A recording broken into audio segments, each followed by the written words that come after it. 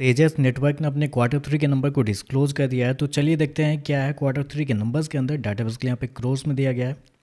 तो देखिए पिछले क्वार्टर की बात करते हैं तो पिछले क्वार्टर में कंपनी 261 करोड़ के आसपास का रिवेन्यू जनरेट की थी ऑपरेशन के थ्रू। पिछले साल 2642 करोड़ के आसपास, जबकि अभी देखें तो कंपनी का रेवेन्यू गिर के 306 करोड़ आपको जाता हुआ देखने को मिला। तो साल दर साल जाते हैं तो साल दर साल कंपनी के रेवेन्यू के अंदर एक बड़ी गिरावट आपको देखने को मिली। लगभग बोल सकते हैं आप वहाँ पे 88% के आसपास की गिरावट आपको देखने को मिली है कंपनी के रेवेन्यू के अंदर साल दर साल। जबकि क्वार्टरली बेस पे जाते हैं तो क्वार्टरली बेस पे कंपनी के रेवेन्यू के अंदर तेजी आपको देखने को मिली। यहाँ पे देखते हैं तो यहाँ पे लगभग आप कह सकते हैं 16 से 17% के आसपास का जंप आपको देखने को मिला। तो क्वार्टरली बेस पे देखते हैं तो क्वार्टरली बेस पे कंपनी के रेवेन्यू आपको बढ़ते हुए देखने को मिले। जबकि साल दर साल जाते हैं तो साल दर साल कंपनी के रेवेन्यू के अंदर एक बड़ी गिरावट आपको देखने को मिले। हालांकि ये गिरावट पिछले कुछ समय से भी आपको देखने को मिले, क्योंकि पिछले 2-3 क्वार्टर से कंपनी के रेवेन्यू के अंदर एक बड़ी गिरावट आपको देखने को मिले, क्योंकि कंपनी के पास कुछ प्रोजेक्ट कम होने की वजह से कंपनी के जो रेवेन्यू है वो आपको गिरते हुए देखने को मिले हैं।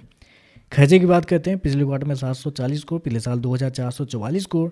अभी देखें तो कंपनी खर्चे 617 करोड़ आपको जाता हुआ देखने को मिला। तो खर्चे देखें तो खर्चे भी आपको ज़्यादा देखने को मिल रहे हैं, क्योंकि 300 करोड़ के आसपास के रेवेन्यू पे 617 करोड़ कंपनी खर्च करी है। मतलब जितना रेवेन्यू नहीं जनरेट करी है उससे डबल कंपनी खर्च करी है। तो इसका मतलब क्या है, कंपनी आपको घाटे में जाते हुए देखने को मिली है। पिछले क्वार्टर में कंपनी पहली बार आपको घाटे में जाते हुए देखने को मिली, तो इस क्वार्टर में फिर से घाटे में देखने को मिली है, क्योंकि पिछले क्वार्टर में 307 करोड़ के घाटे में थी कंपनी, पिछले साल 165 करोड़ के प्रॉफिट में। जबकि अभी देखें तो कंपनी 196 करोड़ के घाटे में आपको जाते हुए देखने को मिले। तो साल दर साल जाते हैं तो साल दर साल कंपनी मुनाफे से घाटे में जाते हुए देखने को मिले। जबकि क्वार्टरली बेस पे जाते हैं तो क्वार्टरली बेस पे कंपनी के जो लॉस है वो थोड़े से कम होते हुए आपको देखने को मिले। तो एक अच्छी बात यहाँ पे ये निकल के आ रही है कि क्वार्टरली बेस पे कंपनी के नंबर अच्छे देखने को मिले, लेकिन साल दर साल जाते हैं तो साल दर साल कमज़ोर आपको देखने को मिल रहे हैं। ईपीएस की बात करते हैं, पिछले क्वार्टर में 17 रुपये माइनस का था, पिछले साल 9 रुपये 44 पैसे।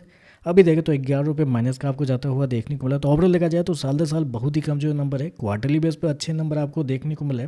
आज जहाँ तक मुझे याद है कि अगला Q4 के जो नंबर होंगे, क्योंकि ये Q3 के नंबर है, जिनके पास भी शेयर है वो ध्यान दीजिएगा, ये अभी Q3 के नंबर है। तो Q3 के नंबर पे भी आपको ईयरली बेस पे गिरता हुआ देखने को मिला है। और अगला जो Q4 के नंबर होंगे उसमें भी कंपनी के नंबर आपको साल दर साल कमजोर आपको देखने को मिलेंगे। Q1 से शायद कंपनी के नंबर आपको अच्छे आते हुए देखने को मिलेंगे, क्योंकि इस क्वार्टर में कंपनी को कुछ प्रोजेक्ट भी मिले हैं, तो वो शायद ऑर्डर एग्जीक्यूट होने में Q1 तक आपको जाता हुआ देखने को मिल जाएगा।